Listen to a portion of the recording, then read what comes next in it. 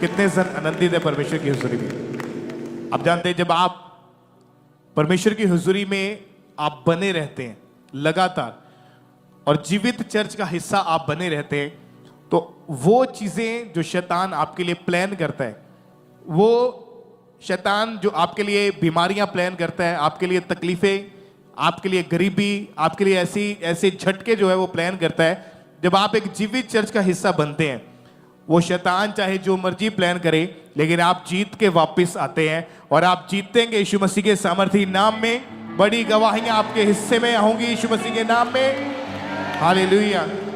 आपने वचन को सुना कि परमेश्वर का वचन हमारे लिए क्या है, वो हमारे पाँव के लिए क्या है, हमारे मार्गों के लिए क्या है। वो दीपक है, वो उजाला है, वो लाइट है। जब परमेश्वर अपने वचन के द्वारा हमसे बात करता है, तो परमेश्वर आने वाले समय में होने वाली चीजों को पहले से ही हमारे ऊपर जाहिर करता है, ताकि हम बचे रहें, हम उन चीजों में ना फंसे, उन प्रॉब्लम्स में ना जाएं। लेकिन अगर हम कनेक्टेड नहीं है परमेश्वर के साथ, आज हम संडे चर्च में आ गए, आज हम थर्सडे चर्च में आ गए, अगले थर्सडे हम नहीं आए, अगले संडे हम नहीं आए, महीने में एक बार आ गया, चलो ऑनलाइन देख लिया। अगर आप एक प्रेजेंस में बैठ के आप कनेक्टेड रहते हैं, तो आपको समझ आती है कि परमेश्वर ने आपके लिए क्या प्लान रखा है। ऐसे लोगों को हमने उठते हुए देखा है, बढ़ते हुए देखा है। आज हजारों लोगों की चर्च है उनके पास। वो लोग जो कनेक्टेड थे, वो लोग जिन्होंने कोई संडे कभी मिस नहीं किया, कभी परमेश्वर के दास के द्वारा जो वर्ड है उसको मिस नहीं किया, क्योंकि वो इतना एक्साइटेड से आत्मा में भरने के लिए। और आज परमेश्वर ने कई गुना ज्यादा करके उनको ब्लेस किए। कारण क्या है? जब आप एक कनेक्शन परमेश्वर के साथ रखते हैं, मायने नहीं करता कि अब आपकी जॉब चाहे छोटी है, मायने नहीं करता कि आप अभी स्कूल में पढ़ने वाले लड़के हैं, मायने नहीं करता कि आप अभी कमाते नहीं हैं, आपका कनेक्शन कैसा है। आप जानते हैं दाऊद एक टीन एज 13, 14, 15 साल का लड़का था, जब वो परमेश्वर के साथ इतना कनेक्टेड था जितना उसके बड़े भाई भी नहीं थे। उसके बड़े भाई सेना में थे, पर वो भेड़ बकरियां चराने वाला लड़का जो परमेश्वर के साथ इतना कनेक्टेड था, जिसको इतना मालूम था कि मैंने पाप नहीं करना है, मैंने व्यभिचार नहीं करना है, मैंने गलत काम नहीं करने हैं। उस टाइम में जब वो जंगल में था, उस टाइम में जब वो अकेला था, वो सब कुछ कर सकता था, वो गलत काम कर सकता था, लेकिन वो परमेश्वर के नाम को महिमा देने के लिए इतना तैयार हो चुका था कि उसी समय से उसने अपने आप को समर्पित किया परमेश्वर के कामों के लिए। और एक टाइम आया जब वो कनेक्टेड रहा और परमेश्वर ने उस देश का उसको राजा बनाया, और वो इतनी लड़ाइयां लड़ा, कभी वो हारा नहीं। परमेश्वर ने उसको बुलंदी के ऊपर रखा, उसको परमेश्वर ने कभी डाउनफॉल होने नहीं दिया। कारण क्या था? कि परमेश्वर के साथ जुड़े रहना। और वो कैसे आप जुड़े रह सकते हैं? जब आप परमेश्वर के वचन को पढ़ोगे, जब आप वचन को सुनोगे, वचन को समझोगे और उसके अनुसार चलोगे। बाइबल में भजन संहिता 91 उसकी 9 आयत में लिखा है, हे यहोवा, तू मेरा शरण स्थान ठहरा है, तूने जो परम प्रधान को अपना धाम मान लिया है, इसलिए कोई विपत्ति तुझ पर ना पड़ेगी, ना कोई दुख तेरे डेरे के निकट आएगा। अपने पड़ोसी को बोले, तूने जो परम प्रधान को अपना धाम मान लिया है, इसलिए कोई विपत्ति तुझ पर ना पड़ेगी, ना कोई दुख तेरे डेरे के निकट आएगा। सब कहें आमीन, हालेलुया। क्या लिखा है? कि तूने जो परम प्रधान को अपना धाम मान लिया, इसलिए कोई विपत्ति तुझ पर ना पड़ेगी, ना कोई दुख तेरे डेरे के, तेरे घर के नजदीक आएगा। जिन लोगों ने परमेश्वर को अपना धाम मान लिया, जिन्होंने ये समझ लिया कि परमेश्वर के अलावा और कोई नहीं है, जिन्होंने ये समझ लिया कि परमेश्वर ही मेरा बनाने वाला, मेरा रचने वाला है, परमेश्वर ही मुझे चंगा करने वाला है, वही मुझे इस धरती के ऊपर भेजने वाला है, वही मुझे संभालने वाला है। जिस तरह आपने परमेश्वर को अपना धाम मान लिया, उसको अपना समझ लिया, लिखा कोई विपत्ति तुझ पर ना पड़ेगी। आज बहुत सारे लोग ऐसे हैं जो कनेक्टेड ना रहने की वजह से, वो परमेश्वर से दूर होने की वजह से, वो अपनी जिंदगियों में प्रॉब्लम्स को फेस करते हैं। एक प्रॉब्लम्स वो है जो परीक्षा के रूप में आपके ऊपर आती है, एक प्रॉब्लम्स वो है जो अपनी गलती के द्वारा हमारे ऊपर आती है। दाऊद परमेश्वर के साथ इतना अच्छा चलता था, उसके ऊपर इतनी विपत्तियां पड़ी, उसको मारने की कोशिश की गई, उसको बाहर फेंकने की कोशिश की गई, उसको निंदा करने की कोशिश की गई, लेकिन परमेश्वर ने हमेशा उसको संभाल के रखा। पर एक गलती उसकी अपनी खुद की थी, जिसके उस पाप की वजह से वो परमेश्वर से दूर हुआ, परमेश्वर के वचन को उसने तोड़ा। आज अगर हम परमेश्वर के साथ कनेक्टेड हैं तो विपत्ति आ सकती है, तब भी। अगर आपने उस बहन की गवाही को सुना जिसको फुलवैरी का रोग था, क्या बता रही थी वो बहन कि मैं चर्च में आती थी, ये कैसे बीमारी हो सकती है। भजन संहिता 91 उसकी 9 आयत में लिखा है कि तूने जो परम प्रधान को अपना धाम मान लिया है, कोई विपत्ति तुझ पर ना पड़ेगी। अगर वो विपत्ति आ भी गई तो परमेश्वर कहता है मैं तुझे उन विपत्तियों में से छुड़ा लूंगा।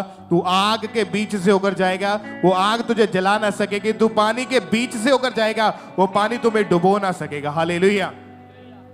वो बहन कहती मैं चर्च में आती आती और मुझे ये बीमारी हो गई।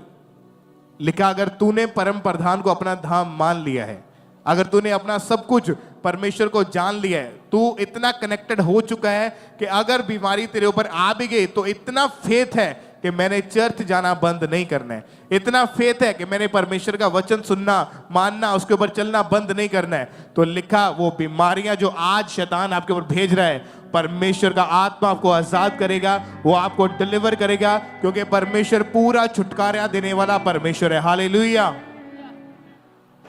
जिन्होंने परमेश्वर को अपना धाम मान लिया, लिखा कोई विपत्ति तुझ पर ना पड़ेगी, कोई दुख नजदीक नहीं आएगा।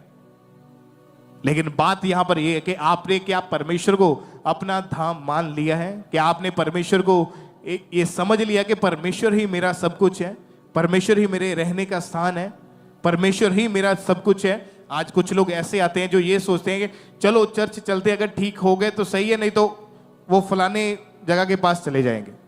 ऐसे लोगों के जीवन में परमेश्वर काम नहीं करता।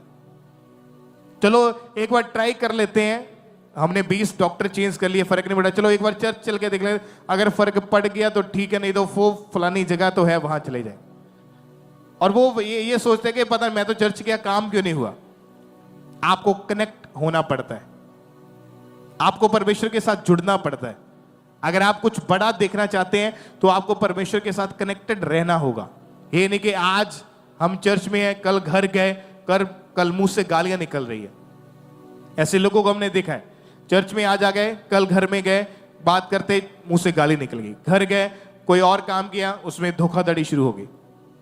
आप चर्च में हैं तो आप सही चल रहे हैं, लेकिन अगर आप घर से आप बाहर जाते हैं, चर्च आपने अटेंड कर लिया, उसके बाद जो अपने काम करते हैं, वहां पर आपका रवैया कैसा है, वहां पर आपका रहना सहना कैसा है, वहां पर आपका बोलना आपकी चाल कैसी है, वो मायने करती है।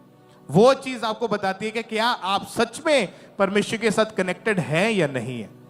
चर्च में आके तो सभी आमीन बोलते हैं, हालेलुया बोलते हैं, तारीफ करते हैं, तालियां बजाते हैं, नाचते झूमते गाते हैं, लेकिन चर्च अटेंड करने के बाद का जीवन कैसा है, उस जीवन से पता चलता है कि आप वाकई परमेश्वर के साथ कनेक्टेड है या नहीं है।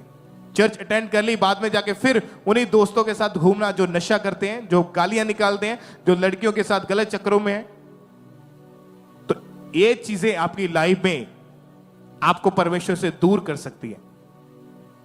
आपको वो चीज जो परमेश्वर कुछ हफ्तों में देना चाहता है, वो हो सकता है कुछ सालों में मिले, उसमें डिले आए, उसमें देरी आए। परमेश्वर वेट करेगा कब तू मेरे वचन को पूरा करेगा, कब तू समझेगा। कनेक्टेड होना बहुत जरूरी है। लिखा जिसने उसको परम प्रधान को अपना धाम मान लिया, जिसने मान लिया है, कोई विपत्ति नहीं आएगी, कोई दुख उसके डेरे के पास नहीं आएगा।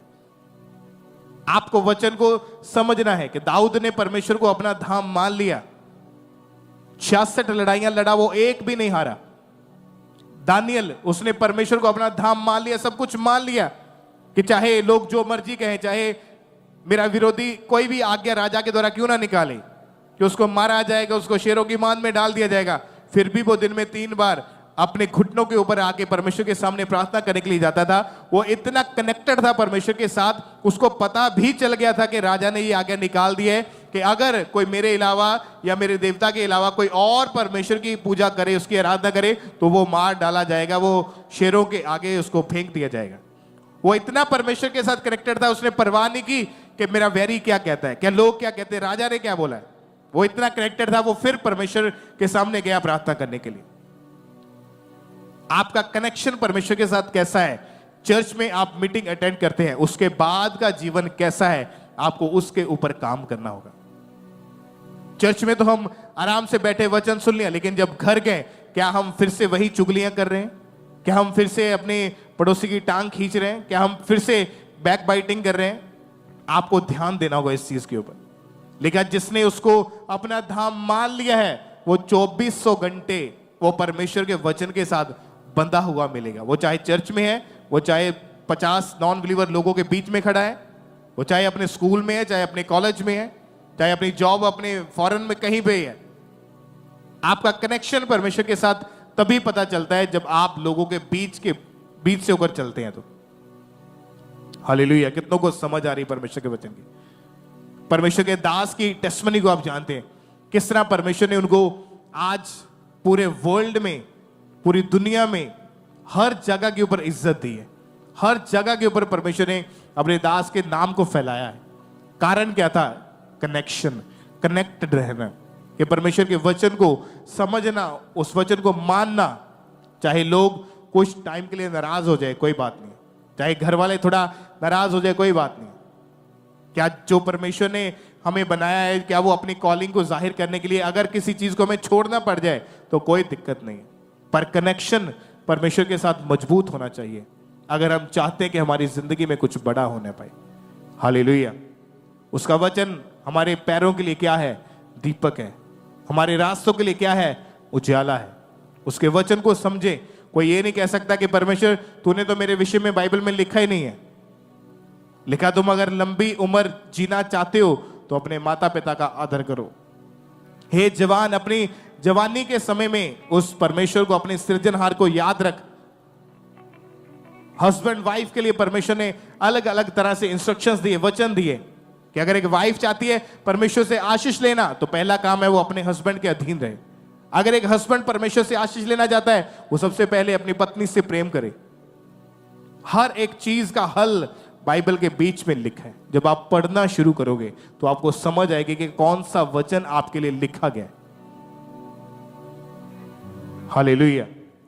अपने हाथों को उठाओ सब, अपनी आंखों को बंद करके सब जन।